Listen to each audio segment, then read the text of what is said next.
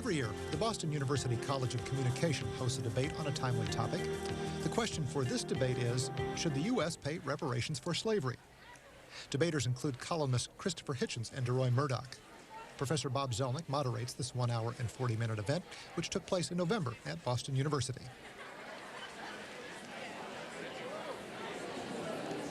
Good evening, ladies and gentlemen.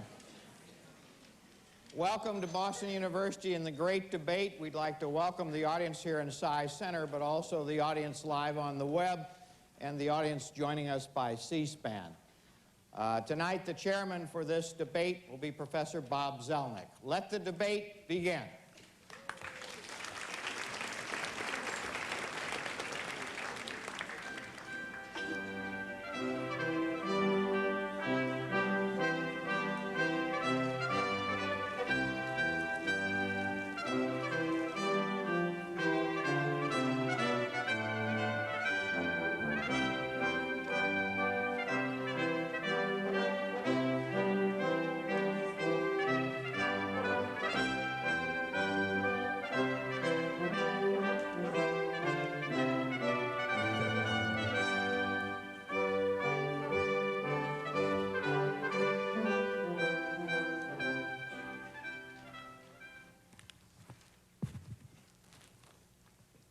Good evening, and thank you, Dean Baker, and welcome to the 12th in the Boston University Great Debates.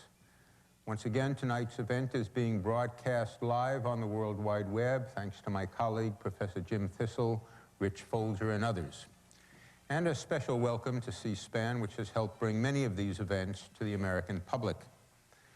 The question tonight is, should the United States pay reparations for slavery? It's a question that harkens to the earliest days of the American experience. The first 20 Africans were sold into slavery at Jamestown, Virginia in 1620.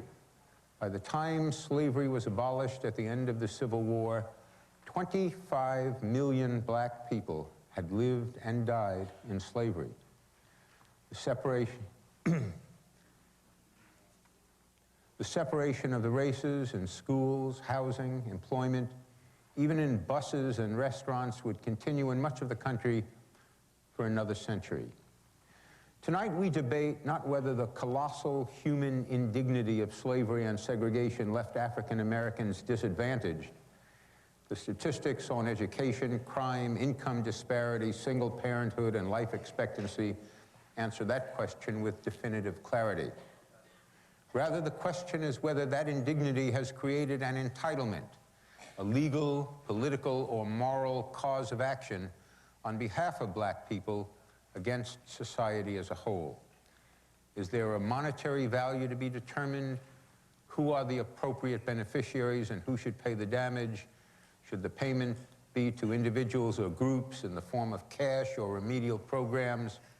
And would it truly settle the debt, ending other programs that benefit blacks disproportionately? Would it end those programs once and for all? Tonight we have debaters equipped by knowledge and experience to answer these questions, or at least address them.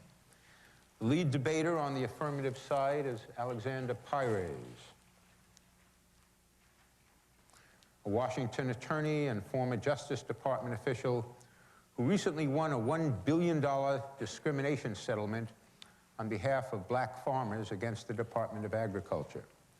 He's one of the principal legal strategists behind the reparations movement. Joining him will be Christopher Hitchens, a contributing editor to Vanity Fair and a columnist for The Nation magazine. He's a former visiting professor at the University of California at Berkeley, and he now teaches at the New School of Social Research in New York. The student debater on the affirmative side is Matthew Brown, a sophomore in the School of Management. Matt's from Blue Springs, Missouri, but he's not here to compromise. Leading the argument against reparations is my friend and distinguished colleague here, University Professor Glenn Loury. He's also a professor of economics and director of the Institute on Race and Social Division here at Boston University. Harvard University Press is publishing his latest book, The Anatomy of Racial Inequality, Stereotypes, Stigma, and the Elusive Quest for Racial Justice.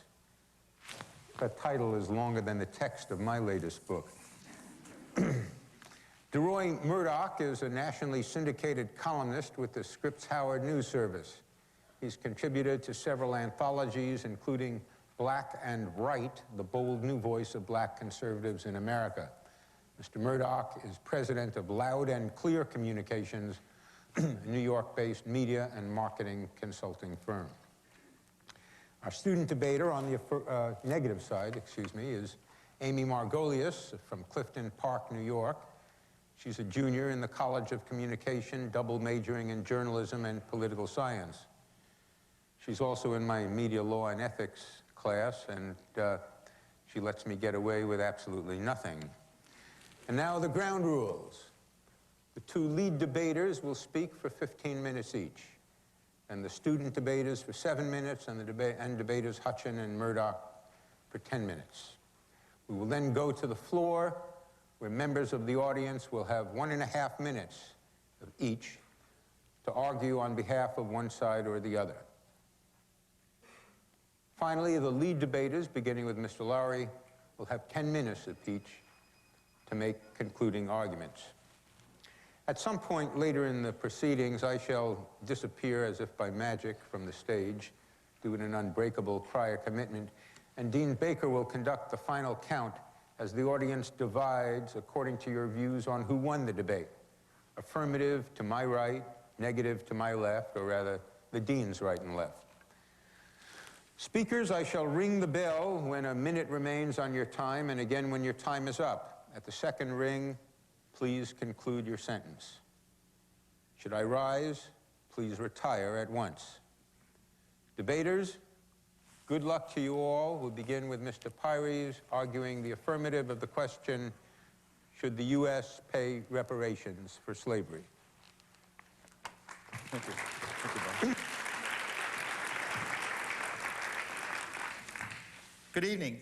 I have a real good reason why you should all, at the end of this, move to the right and vote for us. I'm the only person up here who went to Boston University and actually graduated. So there is hope. Secondly,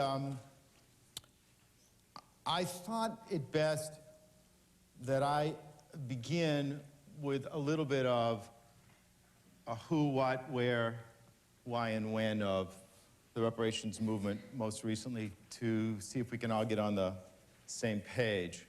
I'm a member of a reparations committee that was started a little over a year ago with Charles Ogletree from Harvard, Randall Robinson from Trans-Africa in Washington, D.C., and about 15 black and white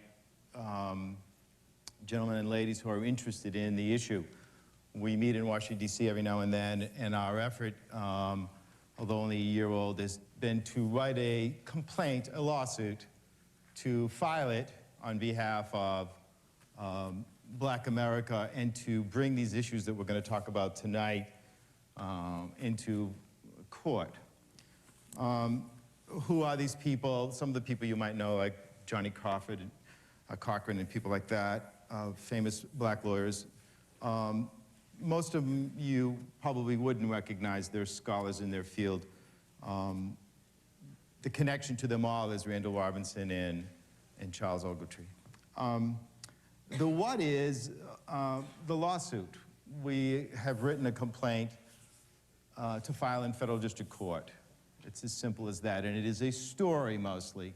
I actually wrote the first draft, and it is basically the story of what happened over the last 200 years. The where is, in our court system, you really only have two choices. You have federal court, you have state courts. We're very much afraid of the state courts, particularly in the South, because they tend to be more controlled than the federal courts do. So it'll be in federal court. There may be a number of suits. The when is next year. We plan to bring this suit next year. And the how is very slowly and very carefully. The next issue for you all is why. I've spent the last 3.5, 4 years working at a black farmers case, representing, that's what I do for a living generally, is I represent farmers. And I've spent most of this time on this one case. in the South, in the heart of the South, really, for those of you who haven't spent a lot of time there, is Memphis, Tennessee, and Little Rock, Arkansas, and Selma and Birmingham, Alabama, Jackson, Mississippi, and Atlanta, Georgia. And if you can kind of picture that part of the South, that really is the South. And it's still not a very nice place in many places if you happen to be black. It's not so nice if you happen to be poor and white also, but it's particularly tough. This lawsuit that we brought, which again was black and white lawyers, but mostly black, was against the United States government, which I believe is the biggest racist the world has ever seen. Your own government is your worst model, because people can do and hide behind the government that which they can't hide behind when they work for companies. As a result of that case, and as he said, we recovered almost $1 billion. We got more involved with this. A lot of the farmers and the people in the South looked at the black farmers case as a mini reparations case. The why really is that our history has never really been told. Most people don't understand what happened, don't want to, because the majority is still white. But slavery that lasted 200 years still exists. It's just changed its form. During and up until 1860s, black people couldn't own property, they couldn't be married, they couldn't pass their names onto their children, they were not allowed to be educated, they were basically property. And many of you believe, I think most people believe, in the 1860s when Mr. Lincoln came along and with the Emancipation Proclamation that things got better. Things actually got worse in this country. The true history is it's worse.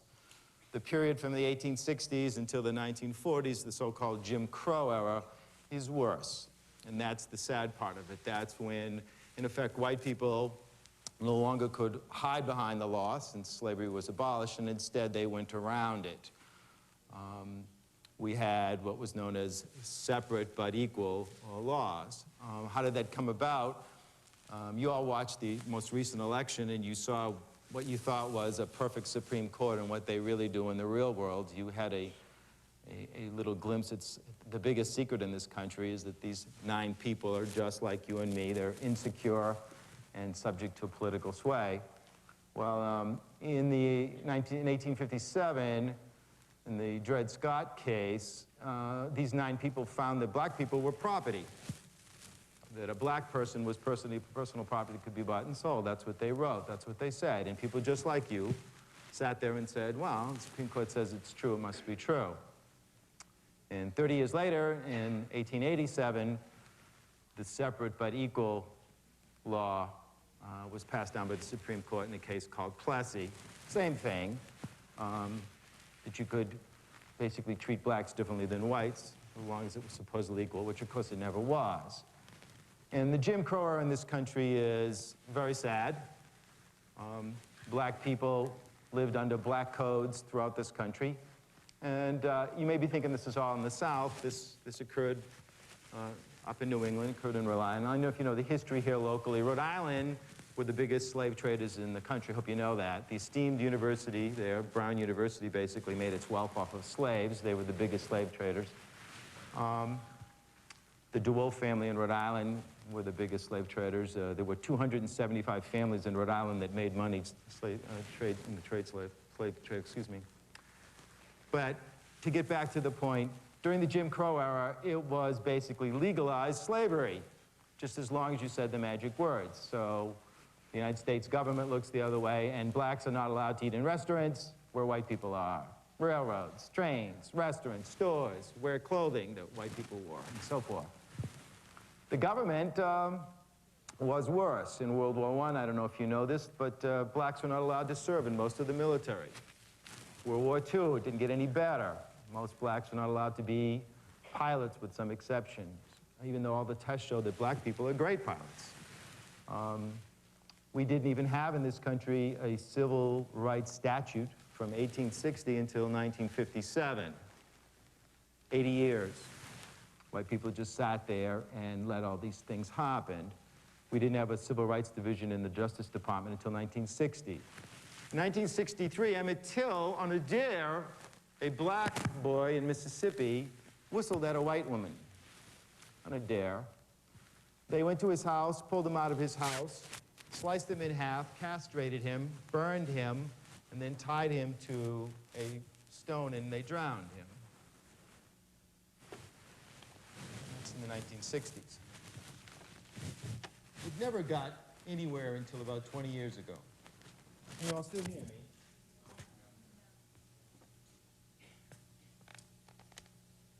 I'll just keep going. I don't know what to do here. How am I doing? Well, it's good. How's this? Is that any better? All right. What am I trying to say? That even in the modern era, as recently as 25, 30 years ago, we didn't really have any justice for black people. Now, you all are saying, well, it doesn't seem like that today. Let's take something that you might relate to. Let's take a Michael Jordan. Michael Jordan is only 38. His father, who recently passed away, but his father, was not allowed to go to schools with white people, wear clothing in a store that white people could. I don't know what you think the South was like, but the lawyers I work with in the black farmers case, most of them can remember, for most of their youth, never going to school with white students, never being able to try on clothes in a store, never eating in restaurants with white people, separate sections of the train and so forth. This is not ancient history. This is very recent. So what are we trying to do? We're trying to get people to think about the truth. What's so bad about the truth? Let us file our lawsuit. And if we're right, the truth is told, well, then let's see what happens. And if we're wrong, you have nothing to be afraid of. What is it that bothers everybody about it? Is it that some people at some time might get something that you don't have? You already have everything. Most of you are white. You have it all. You know the Chris Rock joke. Chris Rock says, I'm one of the wealthiest entertainers in America, and no white person would ever change places with me. He can't get a cab, and he suffers still from this issue. I can't tell you why, I'm not that smart, but I can tell you this, that you have an obligation to tell the truth, and you can tell the truth by letting the system work its will. I'm not asking you to stand up and cheer when we sue you. I'm just asking you to stand up and say, it's okay. I'm not afraid of what the truth is. The government, your government, is not always nice. It depends on who's calling. We found in our black farmers case that it was 6 times more likely that a white person who lived in the same community as a black person would get a loan. People in the South don't like black people, and they find ways to hurt them. That's all it is. It's nothing to be frightened about. Lawyers. I know you don't like lawyers. I don't like lawyers either. Never did. It's not our fault that we have amongst us people who spend all their time manipulating and using others. We can't help that. It's not getting any better either. I actually teach at law school, and at Georgetown Law School, and it's not too promising, so don't get your hopes up, but that's not my fault. Our legal system is very limited in what you can do. You can only try. And you're going to hear from the other side this evening all the reasons why this won't work. Too much time has passed. The courts won't allow it. Blacks are tired of being victims. We know enough about the truth. We need to move on, so forth and so on. That's okay. I ask you to listen to them carefully. They have their points. But for $150, I can file this complaint, and I'm entitled to have you hear it out. So I'm looking for a little moral support. You don't have to like me. You don't have to like Charles Ogletree. We don't much like ourselves. But you do have to like the concept, love the concept, that any person can bring such a claim and let the courts decide. I have 2 other points for you, and then I'll sit down. I wonder sometimes what is more important than, it's my minute, than this type of an issue for you. In 70 or 80 years, you will all be dead. There will be all new people. You're worrying about a lot of things that will never come about. You have your opportunity to decide what's right or wrong on a few issues in your life, and then you're gone. Other people will replace you. You're almost passé already. There are people waiting to come here and take your seats. So think about the quality of your life and what's right and what's wrong. I'm not afraid of anything they'll say. I get a chance to come back anyway. I ask you just to think about it, think what's important. This is the single most important case in this country. There is nothing more important than this. And I thank you.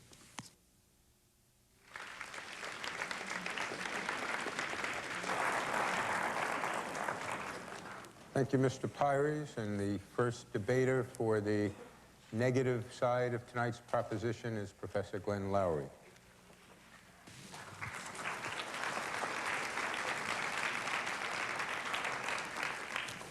Thank you. I rise to address the question, should the U.S. pay reparations for slavery? I'm going to argue in the negative on that question. I take no pleasure in doing so. Would that I would be somewhere else tonight than here before you arguing the negative of this question. I am not without sympathy for the arguments that just have been presented. I mean, how could it be otherwise? I am a descendant of slaves. I recognize that we have a past that needs to be reckoned with. But the payment of reparations to African Americans for the wrongs of that past is the wrong way to reckon with it. I say that for 3 reasons. It's bad social ethics. Bad social ethics. It is bad racial politics. Bad racial politics. And it averts our attention from the most profound issues with which, if we do not reckon, we're never going to put that past behind us. Now, let's deal with the social ethics. The tort law model that is implicit in the reparations claim. Party A injures Party B. Party B sues Party A. Party A pays Party B. Is the wrong model for thinking about this problem. If I was talking about somebody who carelessly let their automobile roll down the garage driveway and run into the automobile of someone else, then we're talking let's get paid. That is not what I'm talking about. I'm talking about the desecration of the most important ideals that this country has advanced. I'm talking about a nation founded on the notion that all men are created equal and endowed, so forth and so on, that nevertheless countenance the institution of traffic in human chattel. That is a monumental crime, the magnitude of which is diminished into something picayune by saying that it's about money. It is not about money. What it's about is whether or not we are going to rise and be the people whom we have always proclaimed ourselves to be. And let me tell you, folks, you cannot put a price tag on that.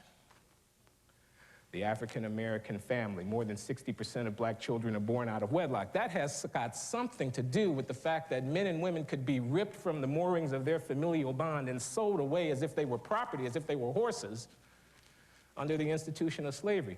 That's not a small thing. It's a big thing.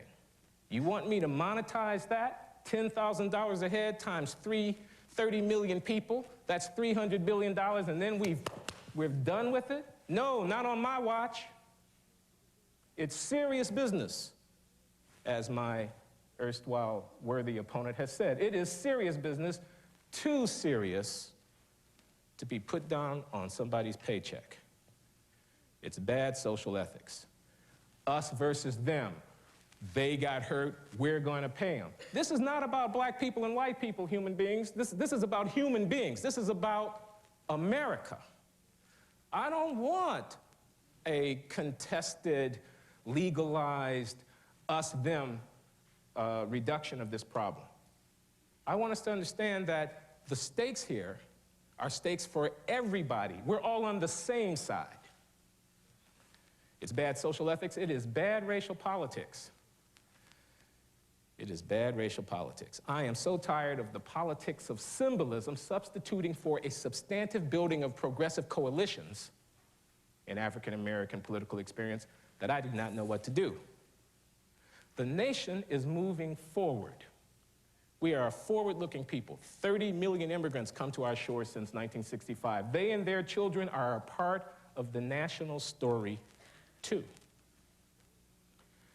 How can we address the problems that continue to plague us, that derive from this outrageous history, without real political coalitions prepared to enact into law the myriad statutes that will be necessary with respect to health care, with respect to education, with respect to housing, with respect to doing something about the blight of our inner cities? How are those laws actually going to be passed unless majorities can be formed that are prepared to affirm them? Those majorities need to be given a narrative, a story, an account of what we are about. And I fear that the reparations construction is woefully inadequate to provide such an account. We need a common narrative of national obligation. That's the only way that black education is going to improve. That's the only way that the quality of life for poor black children in inner cities is going to be made better. A common narrative onto which at least 51% of the electorate is prepared to sign about national obligation. You cannot get there from here with a reparations argument. It's bad politics. It is a diversion from the real issues. As I said, we need political coalition. As I have said, we need to garner the support of new Americans who simply can't buy into this old argument as theirs. But most importantly, we need to recognize that even if African Americans were to prevail in the reparations claim, even if we were to get paid, even if we were to get the check, we could still lose. Consider the American who sits in the suburbs somewhere who is approached with the problems of 1.2 million black young men under lock and key on a given day, and on the day after reparations checks have gone out saying, oh yeah, well, you people have been paid. Consider the rural American resident who's approached with the problem of life expectancy of African Americans 10 years shorter than that of white Americans for all manner of reasons having to do both with the way in which health care is delivered and the general factors of our society that affect the quality of life of people of color. And that person says, yes, interesting point, but you know what? You Negroes have been paid. Consider the person, perhaps a recent citizen to the country, who is informed about the fact that African American 17-year-olds in this country read and compute at the level of white American 13-year-olds, a 4-year gap in educational accomplishment by the time they're 17, and that person says, it's an interesting point, but you know what? Those checks just went out. You people have been paid. What I'm saying to you, ladies and gentlemen, and the reason that I urge you to support me, is that precisely because this is a serious matter, precisely because the possibility that our country will not live up to its most cherished ideals is very real. Precisely because a history of oppression, degradation, racism has left very real consequences in its train. Precisely because there are millions of people whose lives are yet to be blessed with the riches and the potentiality that this society holds so dear. For precisely that reason, we should not go down the reparations road. Because you know what? As long as it's possible to put a color on those faces of despair that look up at us from the bottom rungs of American society, the debt will be outstanding. Let us not close the door on our national obligation the easy way. Let us not buy ourselves out of this problem with 1 year's worth of military budget expenditures.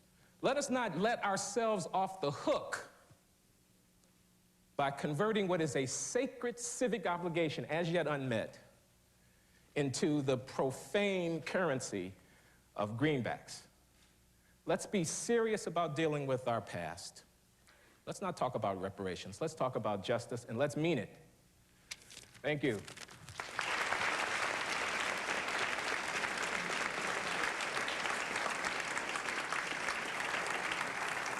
Professor Laurie, thank you very much. Our student debater on the affirmative side is Matthew Brown.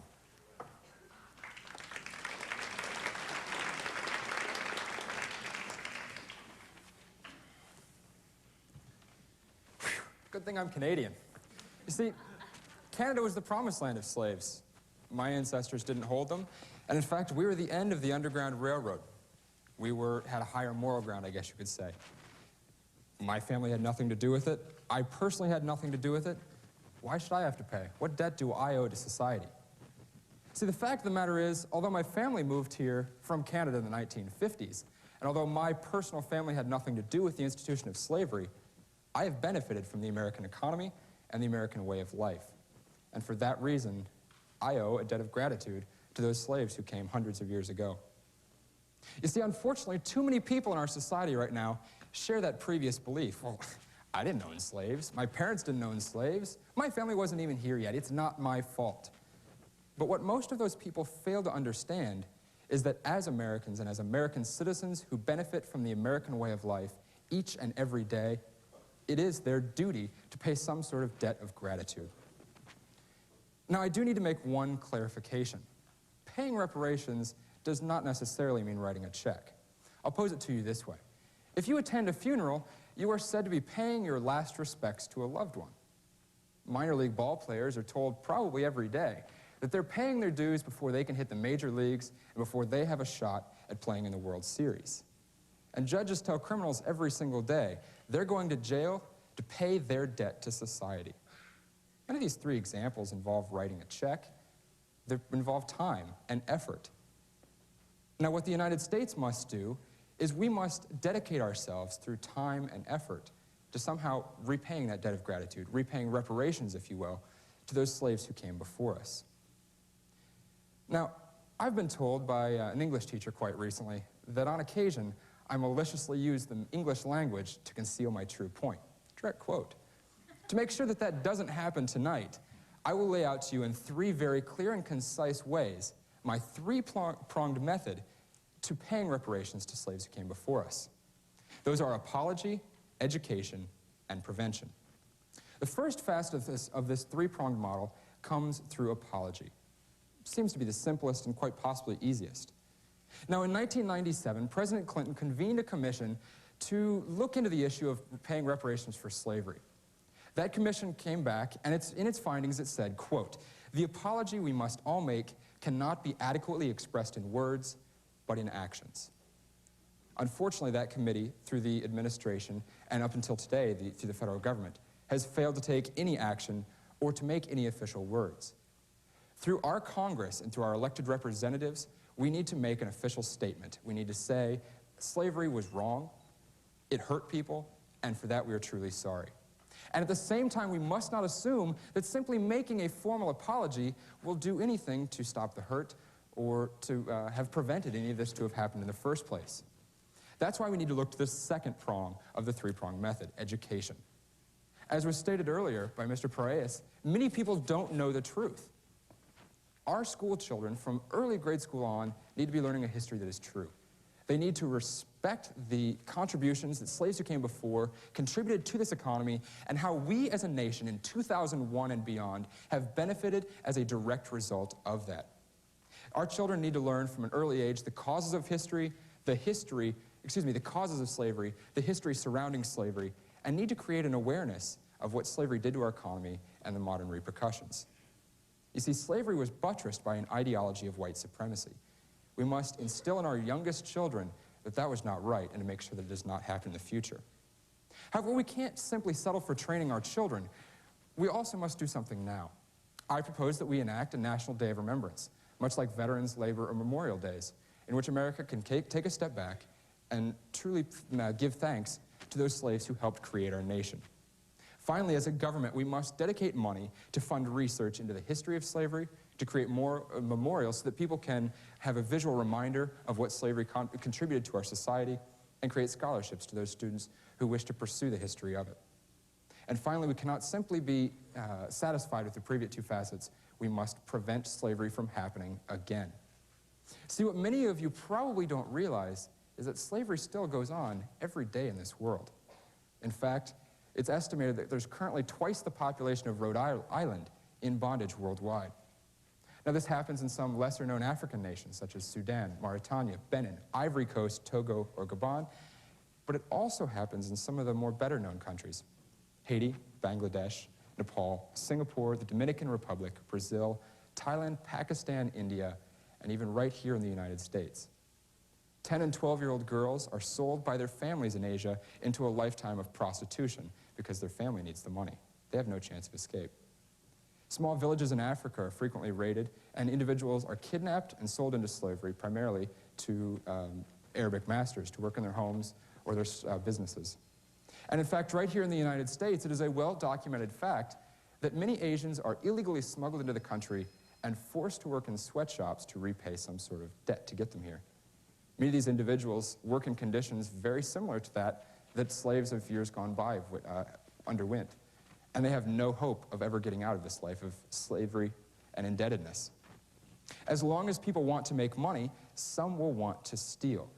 The United States needs to make sure that these businessmen are not stealing people's lives to help save a buck. Remembering slavery alone does nothing. Recognizing modern slavery and taking steps to stop it is truly the greatest benefit our generation can contribute to society. Now, in a few moments, as you were previously told, you will be asked to stand up and rise either to your left or to your right. Now, when you stand, and if you congregate on the left, that does not mean that you are writing a check to Johnny Cochran, Jesse Jackson, Michael Jordan, or Oprah Winfrey. These people have done well on their own. What you are doing is taking the first literal step on a long journey of remembrance, prevention, and apology. As Abraham Lincoln said, we must think anew and act anew. It is definitely time to think anew as a society, And taking those few steps to your left is the first step in acting anew. Thank you.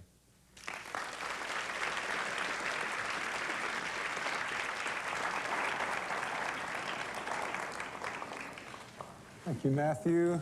The student debater for the negative side is Amy Margolius.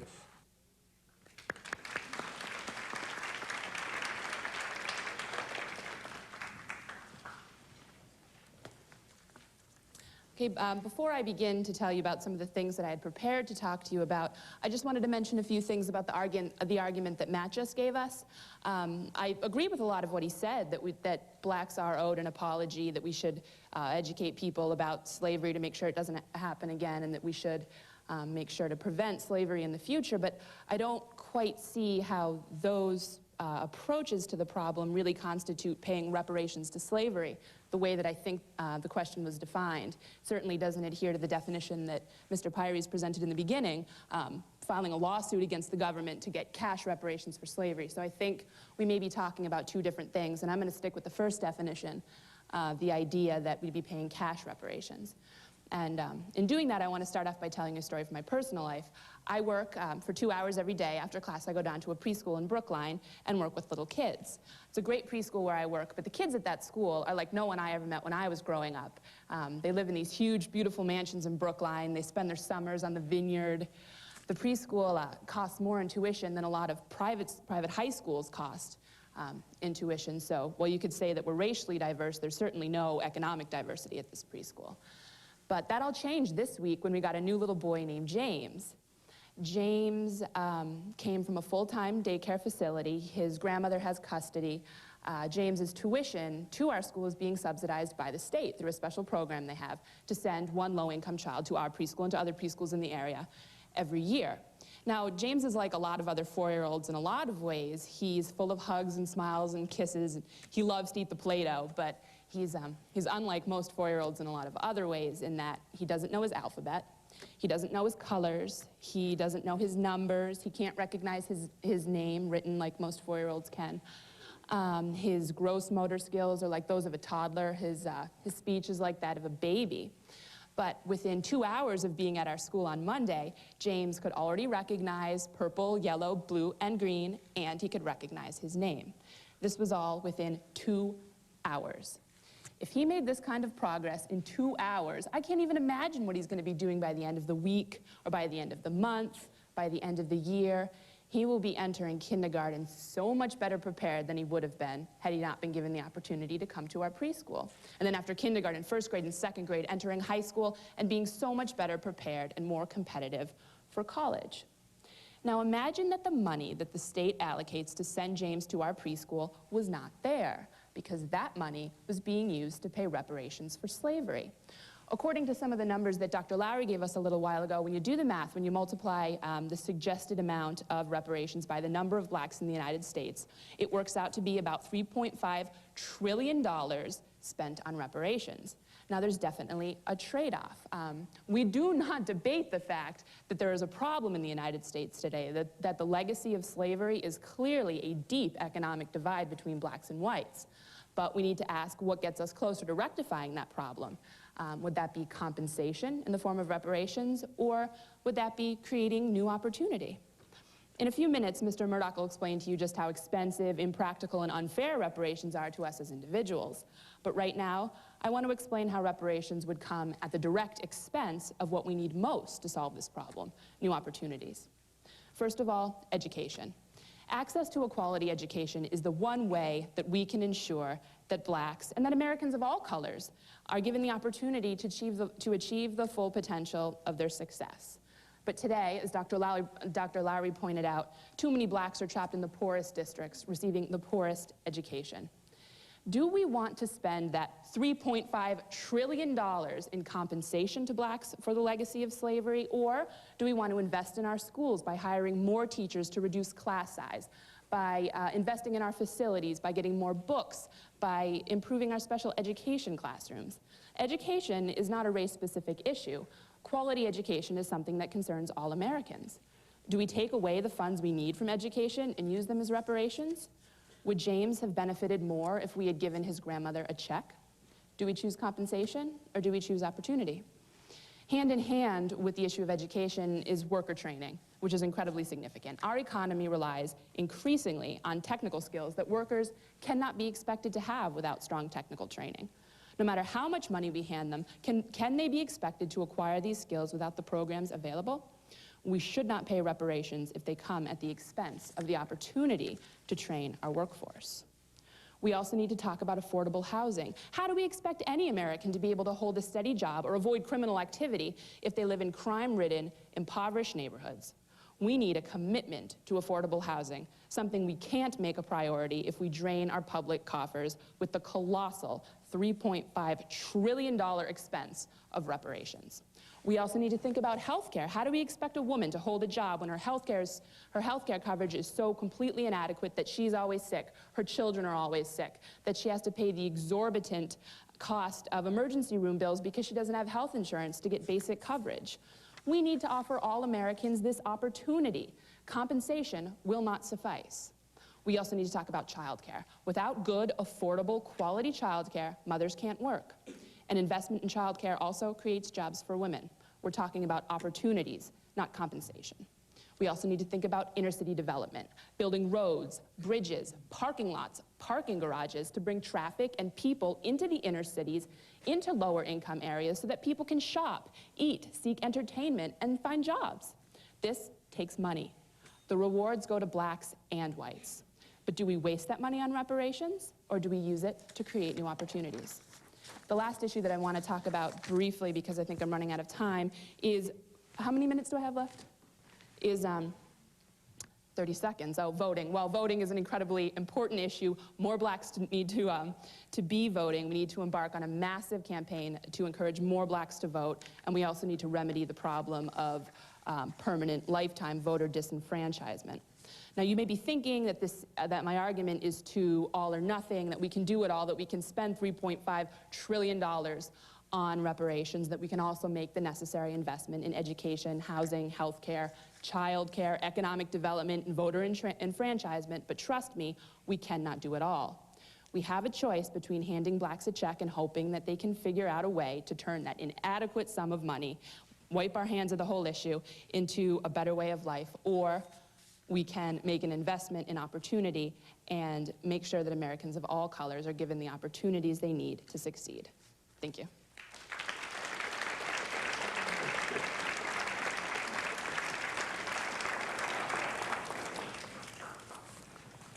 The final debater on the affirmative side is Christopher Hitchens.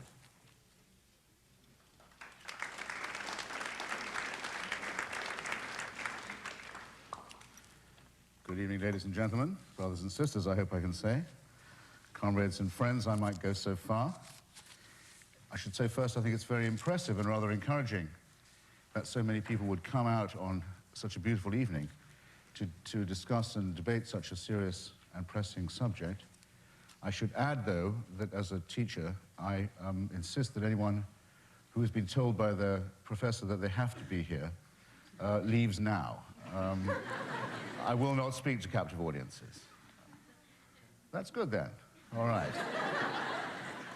Further to the principles of free inquiry and open debate that go up to make a great university, my view is, and will always be, that it matters not what you think. Anyone can have thoughts.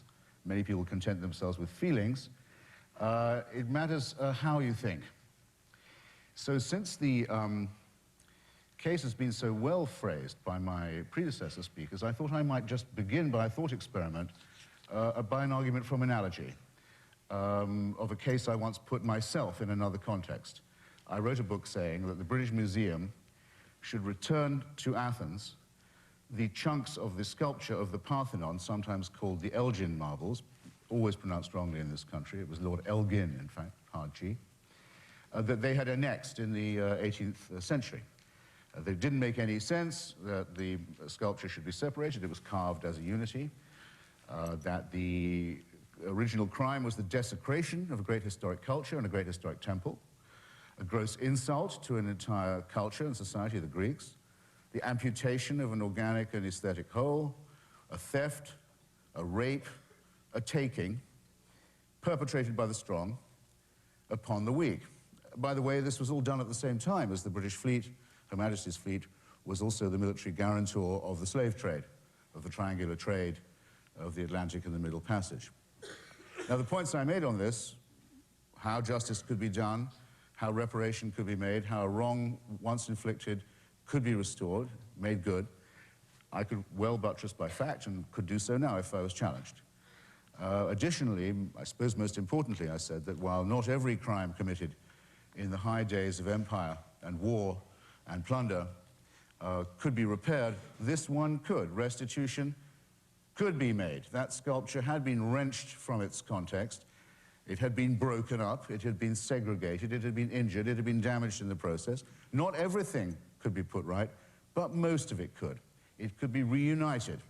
And the scars and the missing fragments and the injuries would be just part of that great narrative once the healing, once the reunification had been more or less accomplished. Now, I was fascinated. This is a simple case, as I hope you can see. I was very impressed by the torrent of bad faith in which I was immediately doused. By their arguments, ladies and gentlemen, you may know them. When people begin to introduce the irrelevant and the non sequitur and the generalization, you know you're onto something. For example, people say, do you mean that every artifact in every museum in Europe should immediately be returned to its country of origin? I think you can tell that that was not what I was saying. But could I get anyone to get off that song? I don't think I could. Do you see the analogy, perhaps, to what we're meant to discuss this evening? I think perhaps you might. There's a constant whine and drone, what I call a white whine, when this subject comes up. People say, what do you mean we'd have to go back and help the Comanches get there? You know how it goes. A rather nasty combination, actually, of self-pity and self-hatred among white Americans that deserves to be, I think, treated with great scorn. I was told, well, what about the Babylonians? I said, well, the Babylonians are not going to come and make a claim. The stuff from Babylon in the British Museum is probably best off where it is. The Rosetta Stone and the pharaonic material there is probably best off where it is. More people will see it. And there are no pharaonic Egyptians to press a claim either. Why are you mentioning this when there's a real case before you that could be made, and a real injustice that could be repaired? I think I know why. I think I feel the itchings and prickings of a bad conscience behind this kind and mode of argument. Then it was said, well, didn't the great noble Lord Elgin actually sort of rescue the sculpture by stealing it and using it first to decorate his private home and then to make a fortune by selling it? Wouldn't it have, maybe it would have been worse off if it had stayed where it was? Well, some of the sculpture that stayed in Athens was very badly treated and has been badly knocked about. And I heard it said this year in an argument about the Confederate flag, no, last year, excuse me, in an argument about the Confederate battle flag in Carolina. I heard it openly said by a spokesman for the Confederacy of our present day, one of whom is now our Attorney General. But not that he said this, but partisans of his said this. He said, well, how would those Africans have got along if we just left them in West Africa? Didn't we do them a favor? We made them Americans, didn't we? We brought them here. Do they wish they had not been removed? Now, this argument also, I think, shows a very bad conscience. Indeed, I'm going to come back to this argument, by the way. Bear it in mind. Bear in mind what the underlay of this discussion really is. But always notice and pay attention when people appear to be changing the subject and distracting or trying to redirect your attention to some theoretical or cosmic or abstract injustice that can't be rectified, that's beyond the reach of justice, that's past our power to heal or to alter. In other words, beware when someone tries to make the best the enemy of the good. This is the charge I'm going to make against the good Professor Lowry, whose opening speech I thought was superb. Beware of making the best the enemy of the good. That's where I'll turn to our present case. Review it in the same way. Conduct, if you will, the same thought experiment. Was there an original traceable offense? Was there a taking, a theft, a rape, a dispossession, a confiscation? There isn't a thinking person who can say no to that. The evidence is very clear, and it mounts with every chapter of historical inquiry. Did it consist of, as I say, a confiscation? Can it therefore be made good? If not all of it can be made good, can some of it be made good? Can any of it be repaired? Don't make the best the enemy of the good. Is there anything to be rescued from this terrible story? Is there anything that can be done about it once it's been recognized? We cannot possibly undo. I actually don't think we even dare think of the scope of what it would take to imagine undoing the damage done to Africa, especially to West Africa, by the period of colonization, colonial division, plunder, slavery, and rape. We can't undo the enforced underdevelopment of Africa, though we are, you may notice, compelled to keep trying to do that on other fronts all the time and to deal with the consequences of the amputation and dismemberment of Africa in that period. And who would say we shouldn't do that, little enough as it is? Who would say it isn't our responsibility to do that in Africa now as well? I hope none of you would. We can't make up for the Middle Passage, for the uncounted millions of people who were captured and raped and tortured before they even made it across the Atlantic to be other people's property. We can't undo that, but we can refuse, we can decline to forget it. If you really want to think about all the things that can't be redeemed, you'll be in some danger, I think, of weeping.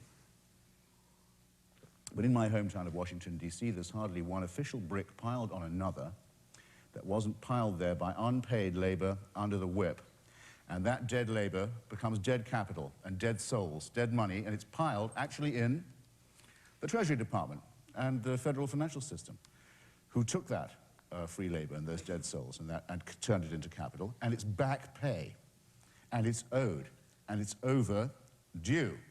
Now, Professor Lowry, in his very indignant nobility, said that he would repudiate this cash. He'd say, keep your money, you can't buy me like that. I respect him very much for it. I hope he would say that. I would support him in saying it if he would. He can only say it for himself, it seems to me. He misses two opportunities, and I'll have to condense my remarks here. He misses the chance, a very important chance. He doesn't want us to miseducate African Americans, to feel dependent, to feel mendicant, to feel entitled. And I see why he says so. He's missing the chance to remind white society of what it does not know. He's missing a chance to challenge the complacency and historical nullity of white society that says we don't owe anyone anything. How dare these people bring all this stuff up? It's the, it was too long ago. So when he says keep your damn money, I'm all the way with him, but he can't say keep your damn history, and let's turn that back too. This is America. The right to entitlement, to inheritance, to a share in the common treasury is what defines that. If it has to be fought for at law, so much the worse.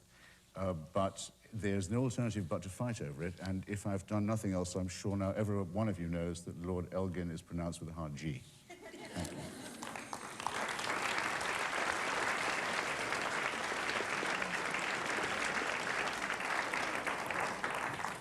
Thank you, Mr. Hitchens. And the third and final panelist for the negative side is DeRoy Murdoch. Thank you.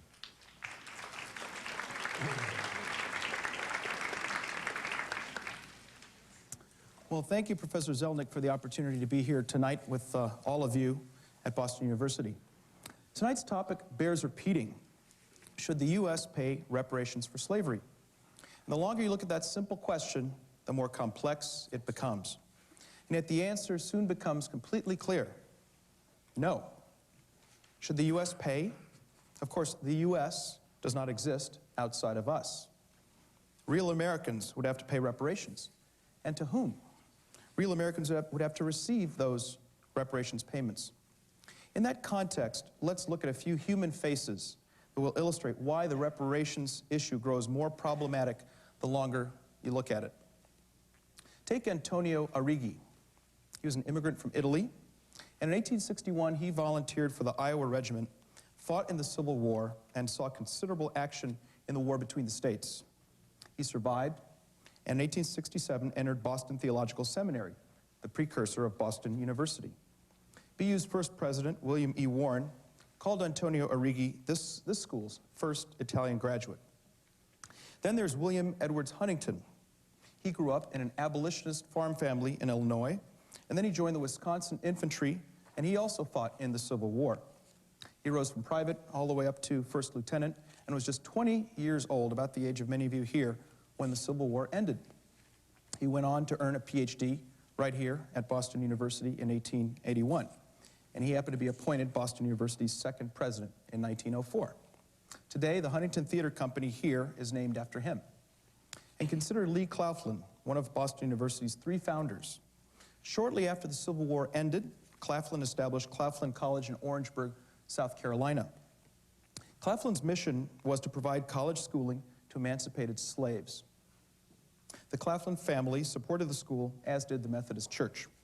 Today, Boston University's Claflin Hall is named after Lee Claflin, and some of you here may in fact call it home. So here we have 3 members of the Boston University family, just like all of you. 2 of them fought to end the sin of slavery on the battlefields of the Civil War. And another stepped in after Robert E. Lee surrendered and began teaching freed slaves. Thanks to Kathleen Kilgore's book, Transformations, we know their stories. Now here's what I'm wondering. Should we expect their descendants to pay reparations 138 years after the Emancipation Proclamation? If their great-great-grandchildren must pay reparations, do they at least get a discount? And what's fair, 25%, 30%, half off? And who should get those reparations checks?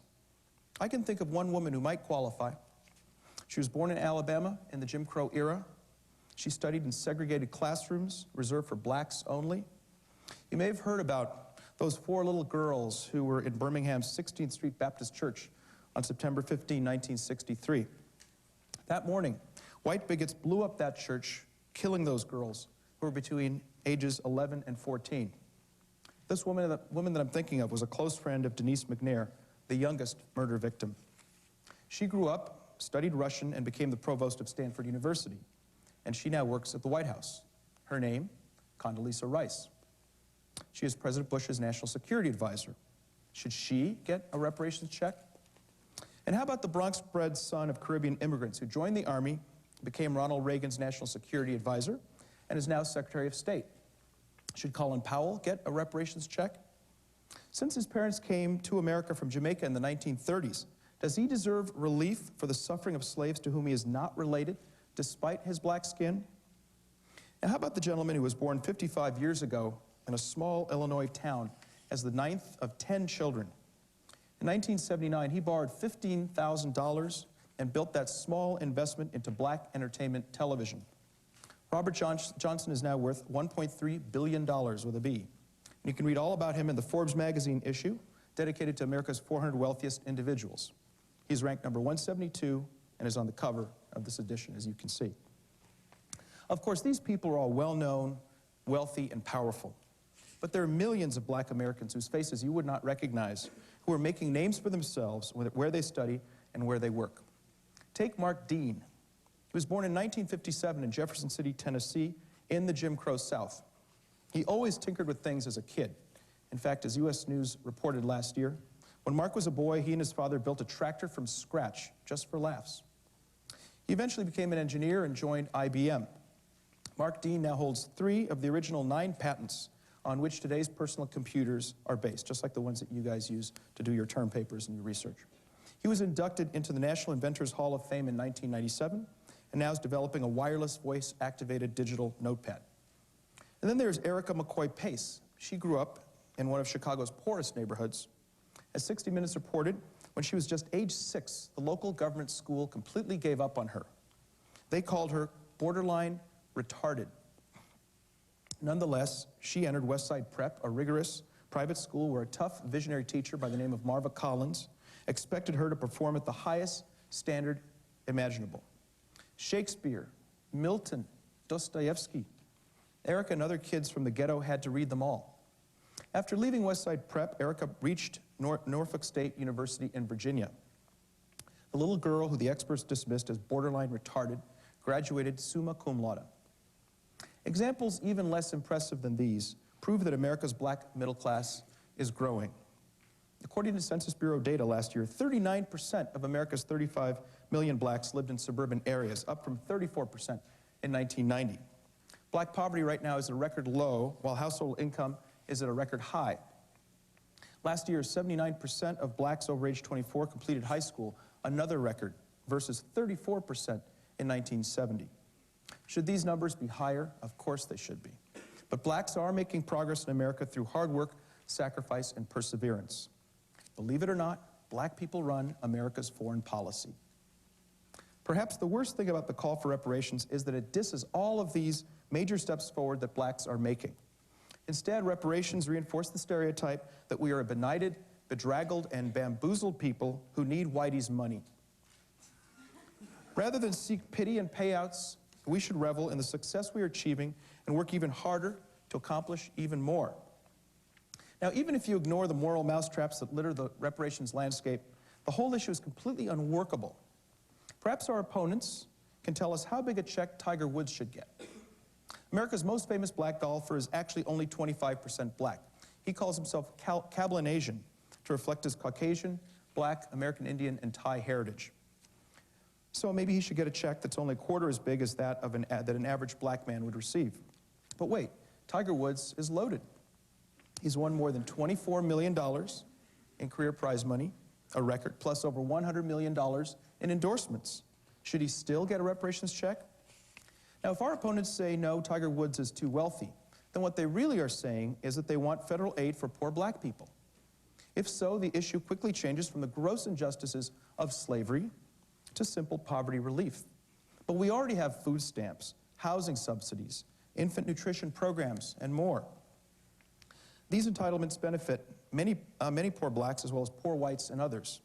Since 1965, the war on poverty has consumed about $2 trillion.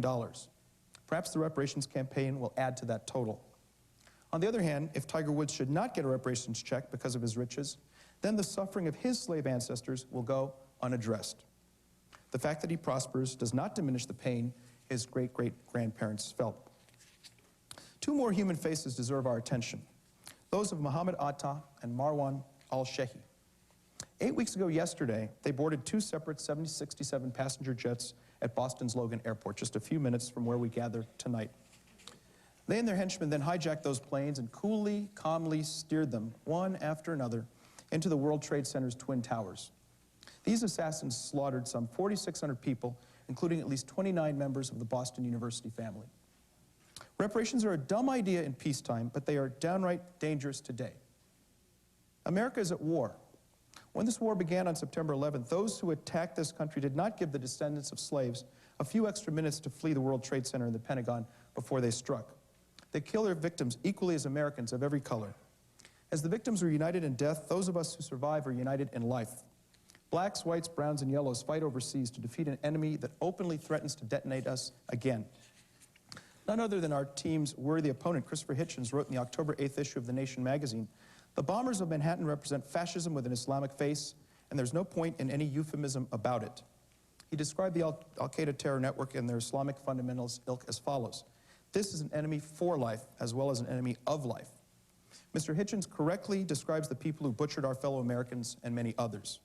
But how on earth will we remain unified to defend ourselves against these bloodthirsty killers if we are embroiled in our own bitter domestic ethnic screaming match? A reparations policy would divide America once more and turn us against each other rather than against this enemy of life, as Mr. Hitchens accurately portrays them. Of all possible times, this is no time for another civil war, verbal, legal, or otherwise. Should the U.S. pay reparations for slavery? In a word, no. I urge each and every one of you to defeat this resolution. Thank you very much.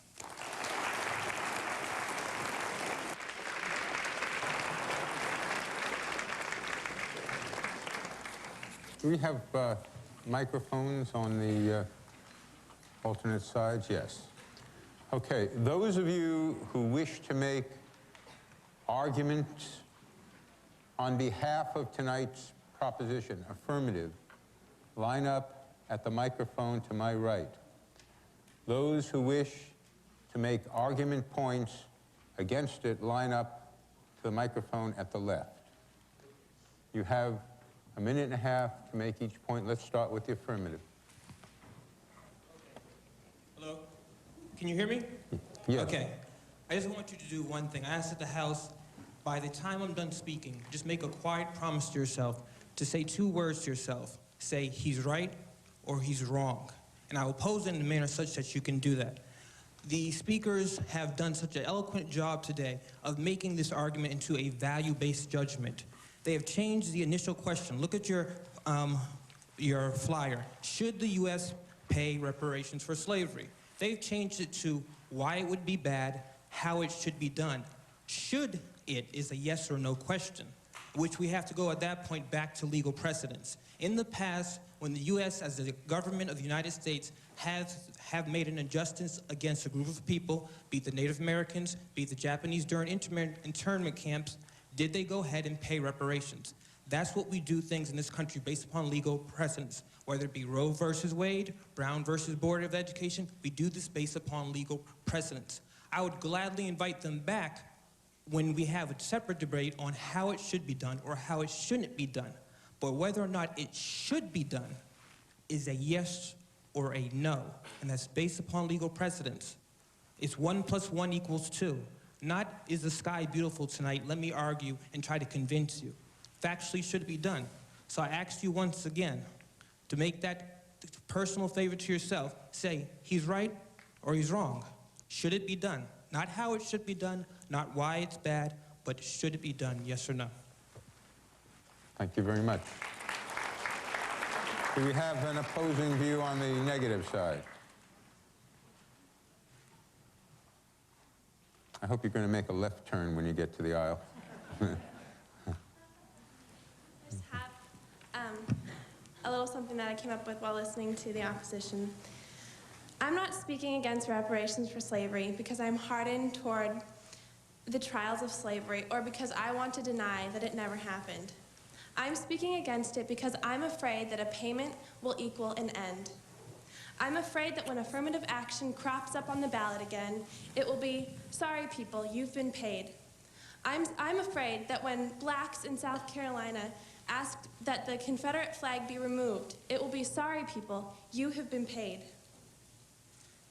I'm afraid, as a US citizen, as someone who might be paying these reparations, that it will someday be okay for me to be hardened against the trials of slavery. That it will someday be okay for me to deny it ever happened because I paid.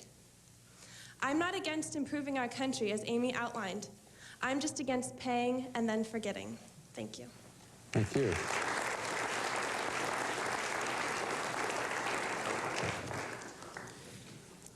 This is going to sound a little inelegant, so I'll apologize for that initially before I start off. One thing, I don't know, it seems pretty essential to me, like a crime was committed that people were not compensated for. Like when you kill someone or do something to someone, their family or whoever you take property or whatever away from is, you know, if you commit a crime against someone, like you have to pay for it kind of, and the government's basically, like, and all of us here at BU and the system that's provided us for this, you know, prosperous capitalist nation, like, has given us a lot of stuff, and we basically owe people who helped build it, and people who aren't paid for it need to do so. And there are basically two major schools of understanding for the distribution of property. One is that it should be distributed based on merit, and the other on need. Okay, number one, merit. These people, like, they worked for it, and they didn't get paid. We basically murdered and raped them, which kind of sucks. So we kind of, we have to pay them for what happened, because if you work for something, you have to get paid because you worked for it. And B, need. Okay, now, poverty in America is not a black problem. I'm going to say that again. Poverty in America is not a black problem. It's an American problem. From the stats I've read, like, most of the poor people are basically white. But there are, you know, there are black poor people as well. The media tends to skew that. We need to help out all people who are, like, in the slavery of poverty generally, like people who need help, like slavery, whatever that means today, like in terms of, you know, don't have access to opportunities, like they need help. So both in terms of merit and need, you know, on those two counts, they seem to be getting, you know.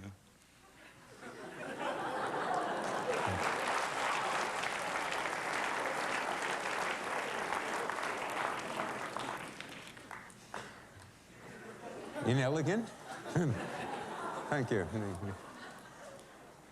Hi, I'm taking a class, it's sort of an economic history class, and recently we've been talking about, you know, the history of economic growth in the Western Hemisphere, and one of the questions that we've been addressing is why why the former British and French colonies in North America did so much better than some of those old Spanish colonies in Central America. And one of the biggest answers that we got, one of the most overwhelming trends we found is that in Central America, in it was New Spain, there is a system where there was slavery far more widespread than anything that ever existed in the U.S., where all the land and wealth was controlled by a very small amount of people, and there was this incredible amount of restriction on who could own land, who could participate in the economic system, and who could take part in the political system. Whereas in America, for the most part, there was a much more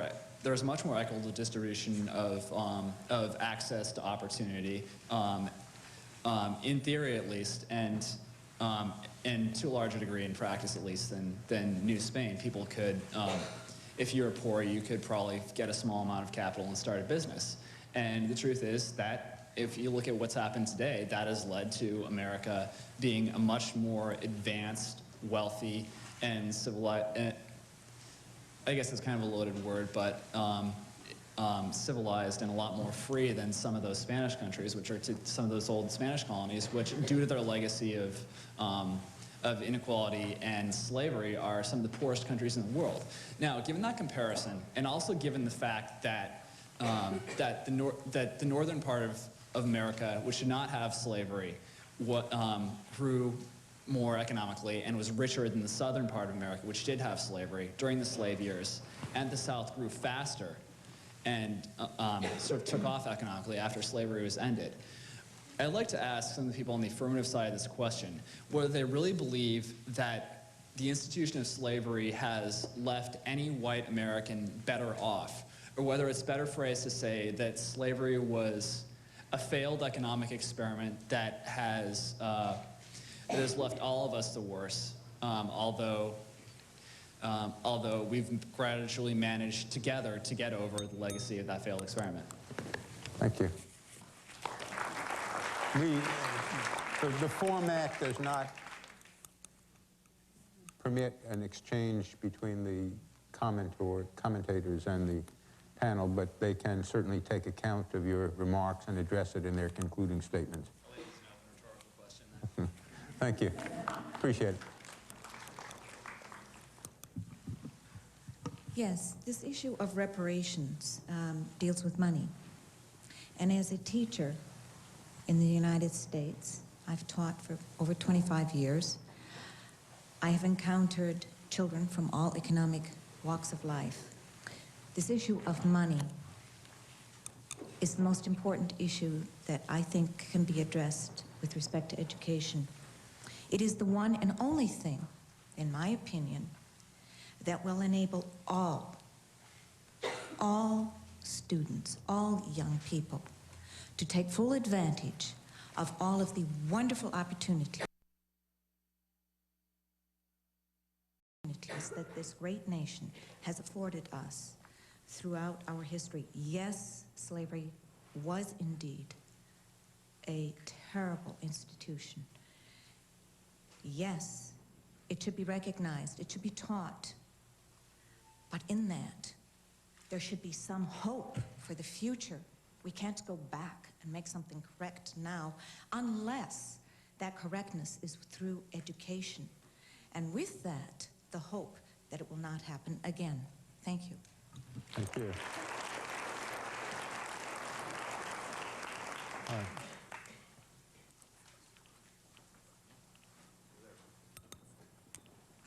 Please. I just want to say quickly that the opposition, I see this as a bit paternalistic in that you believe that if reparations are given to individuals, they will in turn spend that money on frivolous items, or I'm not really sure what you're talking about, like with your toddler in the preschool. Why wouldn't recipients of reparations then band together as a community and use that money to further education and like it's been done in places like Roxbury and the Dudley Neighborhood Initiative. I don't understand why everyone thinks that any kind of check given to an individual would then take money away from social programs when individuals have the right to combine resources and then use that money to further education,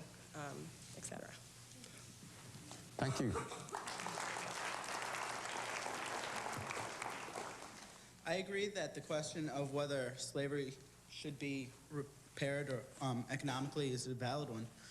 But in American society, we are such a melting pot, and there have been consistently many groups who have been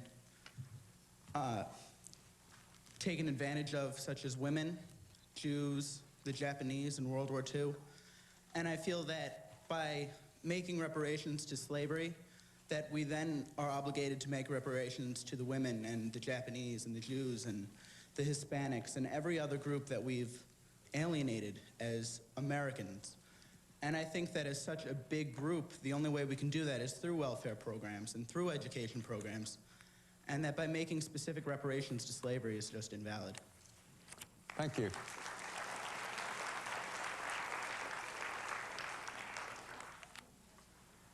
Hello, this may sound like it's oozing with idealistic youth, but please bear with me.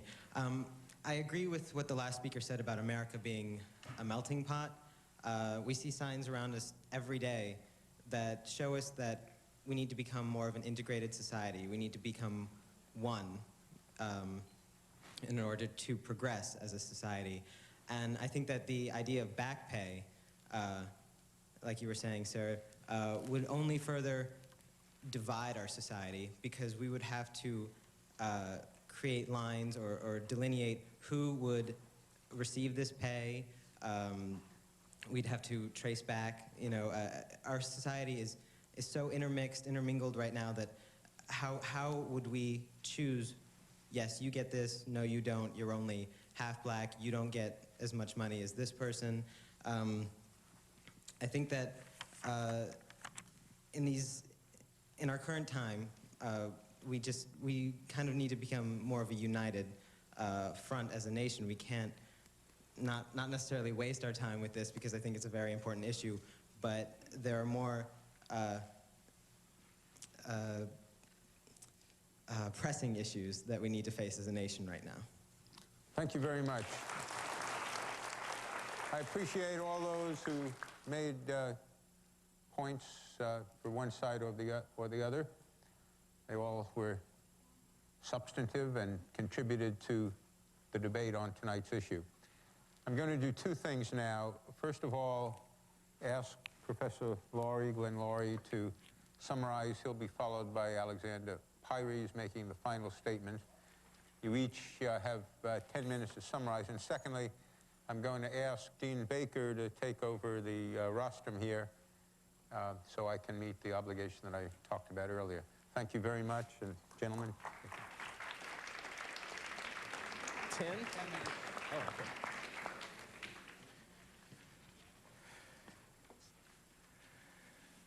Well, here we are at the end of this interesting and important discussion.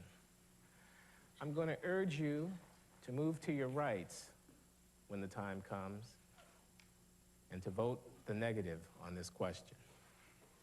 Now, we heard some arguments.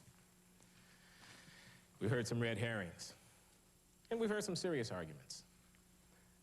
I'm going to ignore the red herrings. I'm going to ignore this business about some people say blacks might have been better off if they'd been left in West Africa. I'm going to ignore all that because nobody here is arguing anything like that. But I do want to deal with some of the more serious arguments. Mr. Hitchens suggests that I'm making the best the enemy of the good here. The good is checks could be gotten. The best is all of Lowry's flowery talk about a great nation coming to realize in its practice the true meaning of its creed. That is not what I am doing at all, ladies and gentlemen. I'm engaging in hard-headed political analysis about what is the good and how can it be achieved. All right? Checks coming in the mail to some people is a good thing for those people. I'm not denying that. But there are other things that are good things too. The construction of a progressive politics in the country that can address the underlying structural problems that leave those people and others who happen not to be black disadvantaged, that's a good thing. Am I to understand that that's an unachievable ideal in American public life? That it's unimaginable? That we would ever become a nation in which we understand ourselves to all be in this together? In which we understand that 3 strikes and you're out, throw them away, throw them in jail and throw the key away. Communities in which 30 or 40% of the prime-age young men are in and out of prison. Understanding that is a bad thing, is a blight on our national conscience, is something that we ought not to tolerate. Am I to understand that that's unachievable? That's some ideal that's out there that can never be gotten? I think not. I think not. I'm not making the best the enemy of the good here. I'm arguing about what's the good. The race question continues to bedevil us. It's not just a matter of whether or not somebody in theory owes something. It's a matter of how we're going to work it out.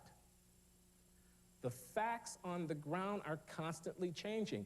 It is not a small thing that 30 million new Americans have come to our shores since 1965. That's a big thing. What is the story of our country going to be in the 21st century? Is it about white wine? Or will it become about black people whining yet again about what they haven't gotten, about what somebody owes them?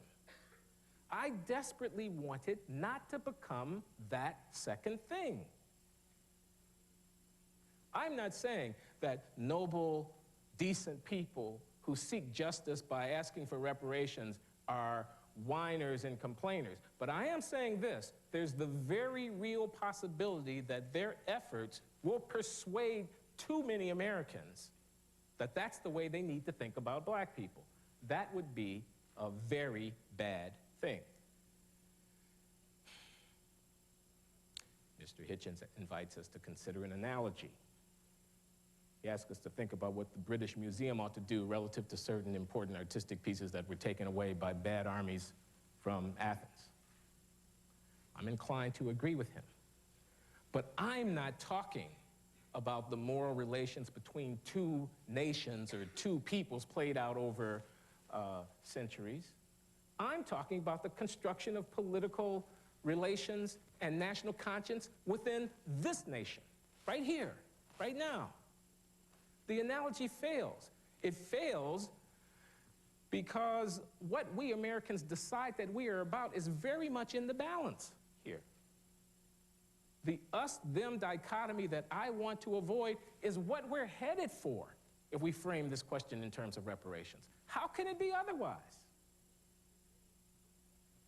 You put the matter as if somebody is owed something, somebody's supposed to be paid. We're invited, and you see the students in the audience saying so. What do white people owe? What have black people been, how have black people been injured, and so forth and so on.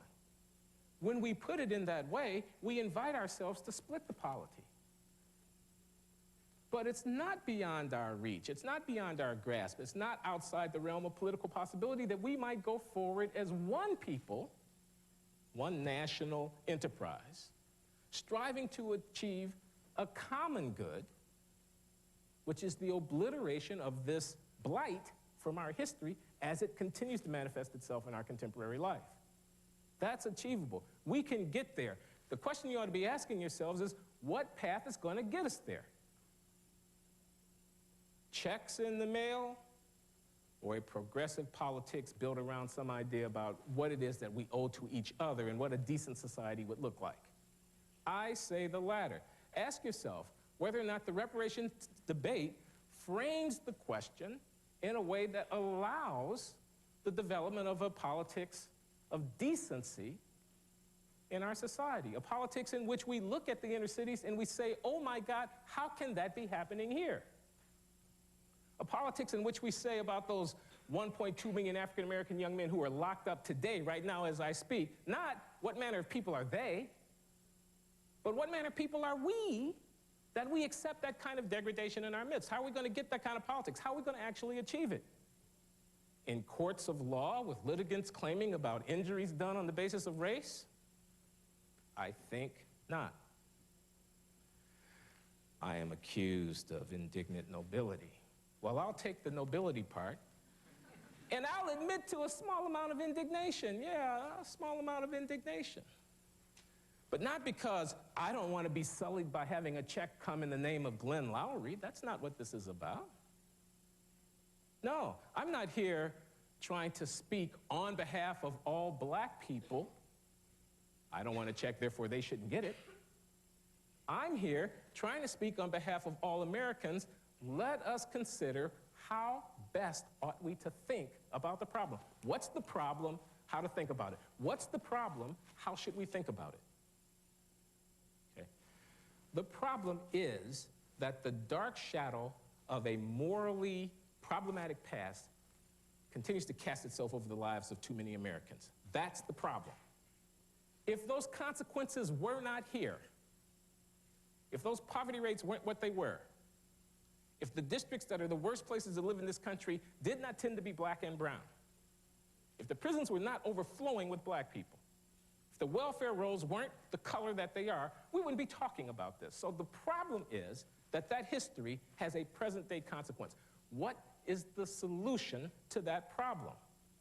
Checks in the mail are not the solution. They are a good thing for as long as they last. No, I don't presume paternalism over those people who might get those checks. I don't say that they would waste their money. What I say is this is an open-ended problem here. There aren't any checks big enough to cover it. It is said that we mustn't allow the nation to forget what has happened. It has been said that the issue is an insufficient memory in the white American population about what the past had been. Precisely, I agree with that. Again, if that's the problem, what's the solution? How are we going to get people to actually acknowledge what happened in the past? Right? I say to you, as has been said from the floor, posing it as a question of reparations to be paid off is an invitation to close the door in historical memory. It's an invitation to say, once the obligation has been discharged financially, we're done with it. And there's no need to talk about what the past is. I don't want to let us off the hook that easily. It's as simple as that.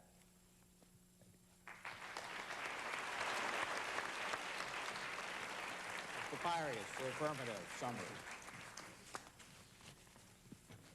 Very nice. First of all, I want to thank Professor Zelnick, Dean Baker, everyone here at BU, and the audience. You've been very patient. It's been a long evening, so here's a hand for you.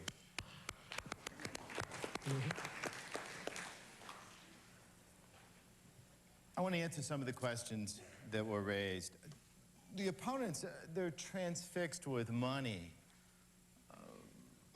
We never said we wanted a check. That's not the issue. The issue is we want and we will file a lawsuit to bring out the truth, and whatever the truth is, our courts know how to handle that, whatever it is. It may be a trust. I never mentioned to you who the plaintiffs are. The plaintiffs are actually children. It's the black children are the plaintiffs. So this whole discussion about some of these adults and whether they'll ever or deserving of a check will never be an issue, I don't believe. It's all about children. Do people like Mr. Powell, Ms. Rice, their families, are they entitled to a check if there are checks? In theory, of course, yes. Our society has always been inclusive of every program we've ever had. Social Security, one of our biggest programs, gives checks to everybody once you reach the age. Do you realize, I think we have 29,000 millionaires in New York alone who get Social Security checks? No one ever says you can't have them because you're rich. That's not the point. Why would it be any different? The third question that was raised was the question of precedents. We have the Holocaust cases, which were very interesting. As you followed them, we found out that the truth was much different than we had been told. That IBM, one of our greatest corporate structures, had spent a lot of their time during World War II helping out with data cards that resulted in people dying. We found that a lot of our corporate institutions lied about their involvement. A lot of people lied, and they all looked the other way. And by bringing that to bear, everybody's better for it. We know how to forgive, but you can't forgive until you find out what really happened. It's better for everyone. The truth is always better. The Japanese internment case is a very, very good example. No one really knew the truth because our own government lied at the time about what had happened. Many of these people who lived there were United States citizens. They had no intention of helping the Japanese at all. Their lives were ruined, they were moved, torn, their families were divided. In many cases, they were put in different parts of the country, basically in prisons, if you will, in the middle of nowhere in Arizona or Utah and so forth. They brought their suit, they lost twice, but people eventually heard them, Congress stepped in and helped them, and it had nothing to do with the checks. Most people don't know, most people here don't know how much the checks were. It was a minor amount of money. In the bigger scheme of things, it had to do with telling the truth, that our country made a mistake, we're willing to stand up for that and willing to move on. We had the Denny's case about the fact that it was proven that black people did not get good service in Denny's. It was proven. That case went on. What was good about it is they changed their ways, and they now receive awards nationally, Denny's does, for being more diverse and changing their view about it. The Black Farmers case was another one. So we have precedents. One of the questions that were asked, whites, were they ever better off as a result of slavery and the Jim Crow era? Oh my gosh, yes. The entire cotton industry was the biggest industry in the world. It was off the back of black people who worked for free. Much like Mr. Hitchens said, they built our capital, you know that. The nation's capital is built from black labor for which they were never paid. They labored in the back of all of our wars. They were never able to be the true heroes, for which we made artificial rules about that. Whites have always benefited, of course they have. I'm not saying you're bad because you're white. I'm just saying that a little bit of truth won't hurt you, that's all. You also assume we're going to win. What if you vote yes, let us go forward, and we lose? It's possible. And then worrying about this money that you're so worried about, like we're going to run out. There has never been a nation in the world as wealthy as the nation you're living in. This is the greatest accumulation of wealth the world has ever seen. You just lucked out. You just lucked out. And don't worry about it. We could not spend it fast enough. We have so much. Mr. Gates alone, you know, has more money than 178 countries. I hope you know that. U.S. Department of Agriculture, which is our second biggest after the Defense Department, is bigger than 113 nations. I mean, we're really wealthy. Stop worrying so much about your little check. There's plenty for everyone. That's not the point. It's insulting to say this is about checks. This is about telling the truth. That's all I want. When we ask for your vote at the end, when you lean this way, you're just saying, give it a shot. Give it your best. Take a look under the rug and see what's there. You can then say later, I hope you lose. That's okay.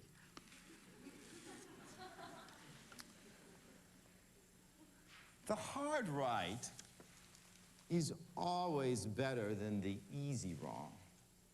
What I mean is, who is your most famous graduate? Who's the most famous person who ever walked these halls?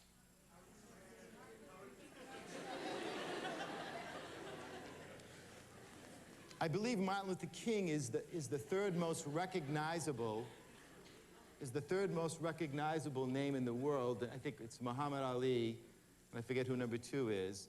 He's the single most famous black person. He's the only person to get a national holiday, I believe, in the last, I don't even know what it is, 80-something years. He's internationally famous. In Alabama, particularly in Selma and Birmingham, he is a god. I don't know how else to say that. People talk about him incessantly. A lot of his initial ideas, at least the stories that have been told, are much like the simple concept we're talking about, which they're just efforts to do better, that's all. He made lots of mistakes. But it's just the effort. And finally, if you can, for a second, just take a look at the promise that you hold for yourselves, the reason you're here as students, the opportunity to try for yourself in the limited time that you're given. Much of your idealism is formed here. Once you're out there in the world, it's rough. People are mean-spirited. Some people just hate. They don't even know why. They dislike others. Some people dislike others. They don't even know who these people are. They just hate, and there's not much you can do about it. But you can always try. And this issue of us looking at our history, trying to do what's best, trying to go back and admit we might have done wrong in an imperfect society is all that this debate is about, or any debate is about this nature. So when you vote, I ask you to think, what is better? The status quo that we always have here, or the unknown? To look into something that hasn't been looked into, to try to look more carefully at our history. Much like the Holocaust case, what was so bad about it? Nothing but good came of it. And that's all this really is. I thank you very much for your patience. Good night.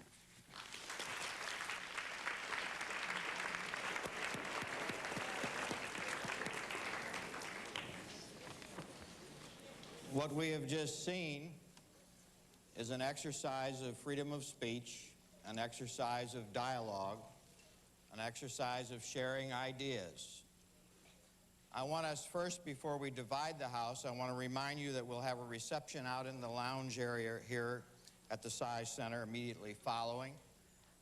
And I'd like this audience to please thank our guests and our students that participated.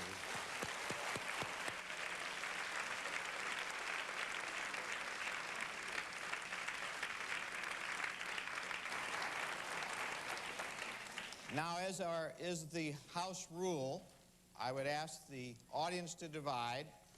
All those on the affirmative go to this side of the House. All those supporting the negative go to this side of the House.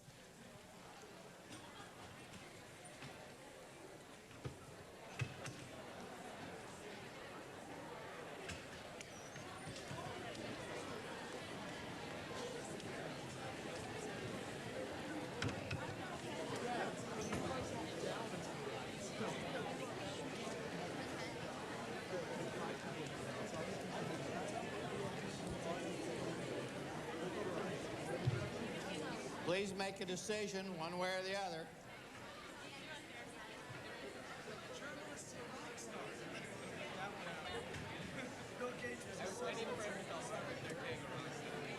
I'll have my satellite go over and take a picture.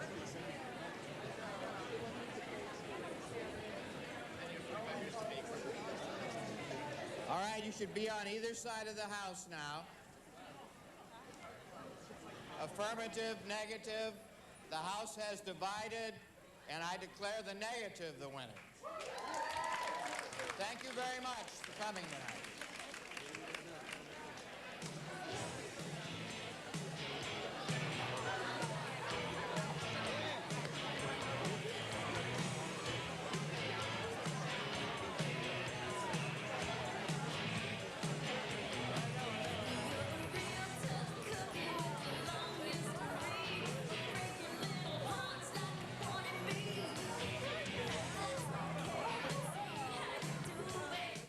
If you'd like to add the program you just saw or any program on the C-SPAN networks to your video collection, you can do it anytime. To buy copies, just visit us online at cspan.org/shop.